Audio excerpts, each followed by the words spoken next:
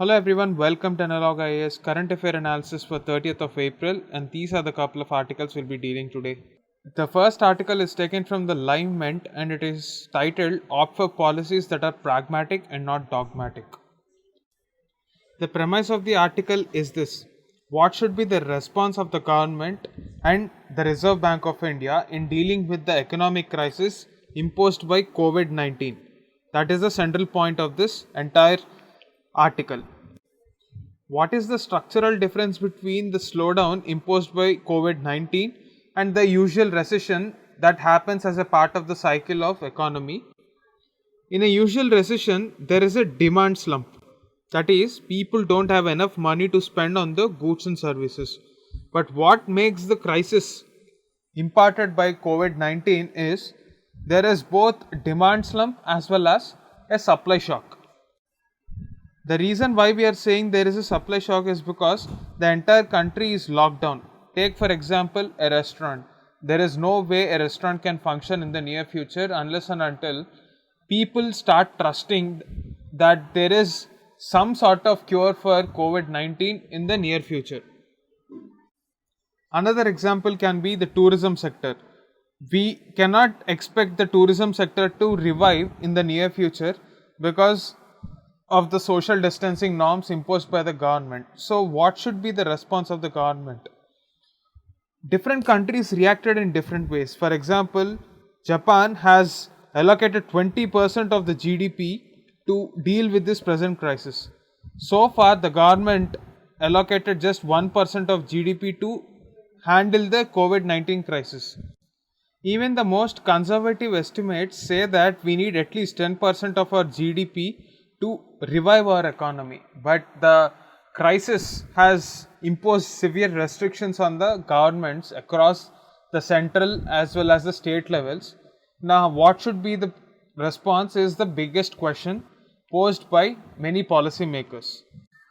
If we consider the equation for GDP growth, the government has already taken up most of the household savings. People don't have enough savings at this moment. The investments have also dried up. The exports are nowhere to be seen. The import bill is also at a very minimum level, even though there is a global level slump in the oil prices. Because we don't have strategic oil reserves to store enough for the future, we are not in a position to take advantage of the global oil slump as well. So, in this scenario, what is the way to pump 10% of GDP into our economy when all our resources have dried up? So, conventionally, there have been two different tools suggested by policymakers of old times. One is RBI monetization, that is RBI printing money, and the other one is borrowing in foreign currency. For example, if you want to borrow in dollars, you will have to repay back the money in dollars. So, this would be very expensive, but considering the situation that India is in right now, we don't have better options. Even RBI monetization was banned way back in 1997-98 because the physical deficit of the country as well as the states has bulged up so much that it became beyond possibility to control the inflation. Now, a slight inflation in our economy is a very good sign because it signifies demand. However, it should not be to such an extent that it triggers a hyperinflationary trend. So, obviously, RBI with the present data as well as the technology, it has the capability to decide when to stop. Why should we go for printing more money? Till now, there is only anecdotal evidence as seen in the case of post Second World War Germany, where hyperinflationary trends were seen, and also in the case of Zimbabwe. This happened because the monetization of the deficit was beyond control. But RBI has all the tools in its disposal to decide when to stop this monetization because it has enough data as well. And when we talk about foreign currency, most of the people who are looking for investment avenues are not risking their money because no company is looking at a certain future. However, they do want to invest in government securities which yield minimum returns at least. Now, here is where we can come in and ensure that we tap that resources. The cost of borrowing elsewhere is very low because of the COVID-19 crisis. In many countries, we even witness near zero rates, or in some cases, there are also negative rates. So, if we can tap those resources, there is no need to worry about exchange risk. What do you mean by exchange risk? If the rupee is depreciated, we might have to pay back more dollars or whatever is the foreign currency that we are borrowing. So that should be the least of our concern now because of the near zero rate. If we take a look at the problems of the Indian industry, the first and foremost problem is lack of credit. Why do I say this? Most of the companies in India belong to the MSME sector, where liquidity is the crucial component that keeps them in the business. Now, if we talk about MSME sector, there are two kinds of firms. Firms that might turn insolvent because of bad business models, and firms that are at risk of bankruptcy because of lack of liquidity. Now, the focus of the Reserve Bank of India should be to ensure liquidity to this kind of firms and ensure that they divert the capital from insolvent firms to firms which are suffering because of lack of liquidity. Traditionally, RBI has been trying its best for monetary policy transmission. So, what do you mean by monetary policy transmission? Bi-monthly, the Monetary Policy Committee gives the repo rate and RBI presents it. At present, the repo rate is 4.4%. But if you take a look at the banks, they are not transmitting this reduction in the repo rate to the customers. That is the problem of monetary policy transmission. And the biggest worry is it takes a lot of time for the transmission of monetary policy. But the present crisis, we don't have money to wait for such a long time. The lack of liquidity will stop the MSME sector from production. It will stop them from giving salaries to the public, which will mute the demand in the economy. So, RBI cannot wait for a long time. So, instead, what it can do is it can go for quantitative easing. Now, what do you mean by quantitative easing? RBI will purchase the shares of those companies of private sector which are of good quality, and it will also invest in government securities, and then in return it will print more money and pump that money into the economy. That is quantitative easing.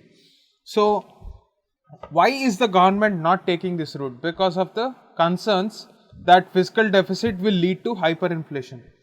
But according to the authors of this article, they believe that if not now, they cannot revive this economy without other options. Because as we have already seen, we have exhausted all the available resources.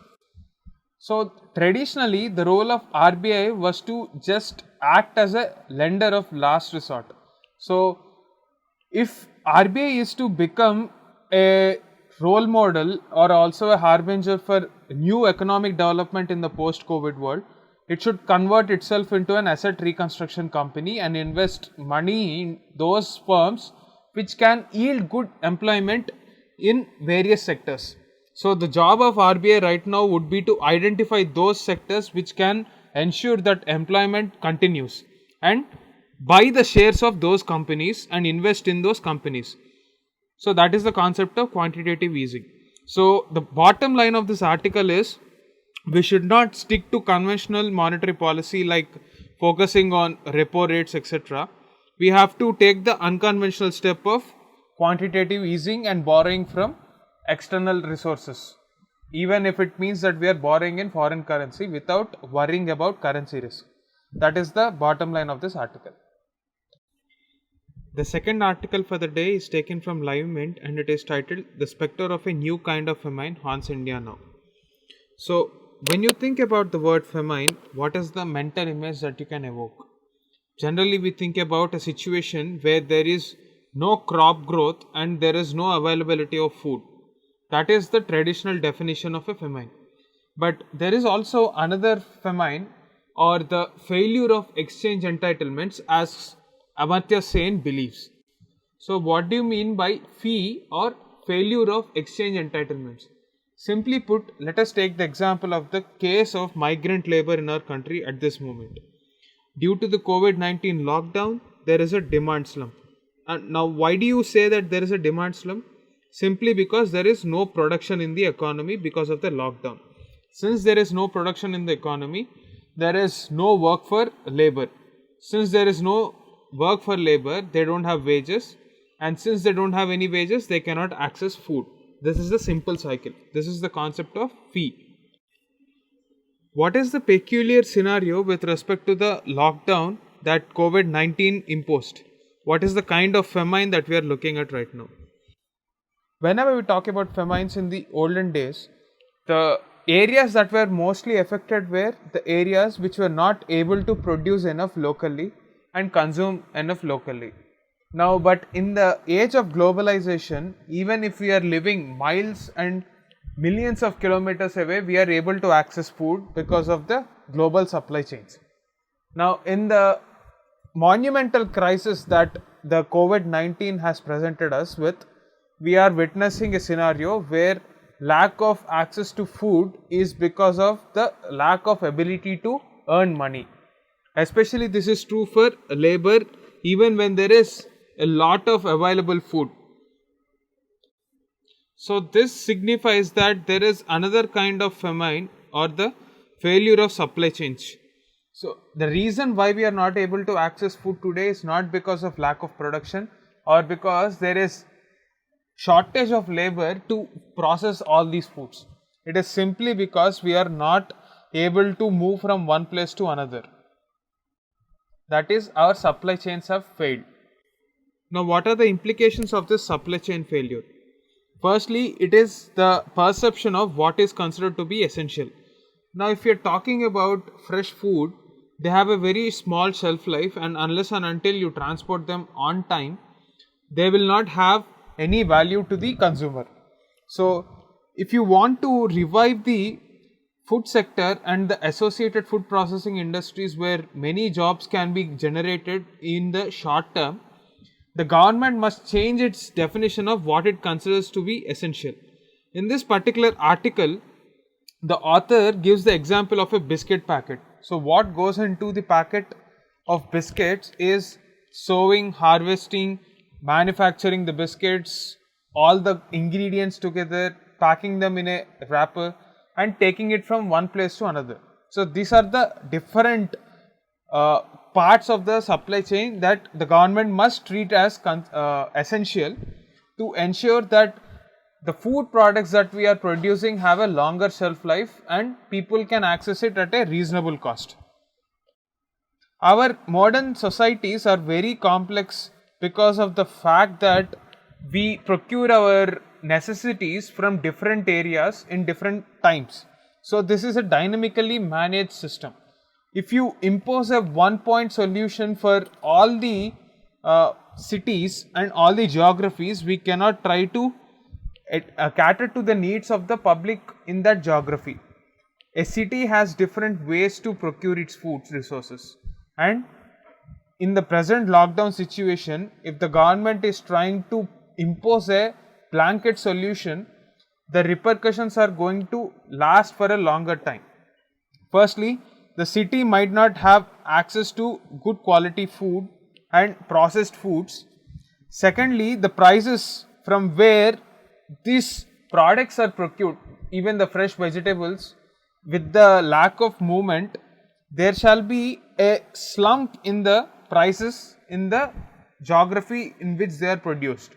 So, as a result, it will lead to supply shock as well as demand shock. So, there is a need to relook at the definition of essential in the longer term as far as food products are considered. That is the gist of this article.